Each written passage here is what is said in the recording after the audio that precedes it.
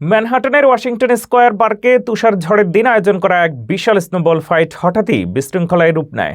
আনন্দের খেলায় মেতে ওঠা শত শত মানুষের ভিড়ের মধ্যেই একদল উশৃঙ্খল ব্যক্তি টহলরত এনওয়াইপিডি কর্মকর্তাদের লক্ষ্য করে বড় বড় বরফের চাঁই ছুঁড়ে মারতে শুরু করে। সামাজিক মাধ্যমে ছড়িয়ে পড়া ভিডিওতে দেখা যায় পুলিশ সদস্যরা চারদিক থেকে স্নোবলের আঘাতে বিপর্যস্ত হয়ে পড়েছেন। এমনকি এক পর্যায়ে একজনকে বরফের বড় টুকরো মাথায় আছড়ে মারতেও দেখা যায়। পরিস্থিতি নিয়ন্ত্রণের বাইরে চলে গেলে কর্মকর্তারা নিজেদের এসইউভিতে আশ্রয় নিতে বাধ্য হন। ঘটনার পর রাজনৈতিক মহলে শুরু হয়েছে তীব্র বিতর্ক।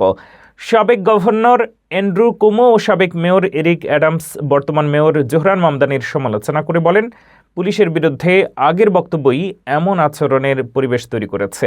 তবে পুলিশ কমিশনার জেসিকা টিশ স্পষ্ট জানিয়ে দিয়েছেন, এটি অপরাধমূলক ঘটনা এবং জড়িতদের শনাক্তই তদন্ত চলছে। শহর জুড়ে এখন প্রশ্ন, উৎসব কিভাবে সহিংসতায় পরিণত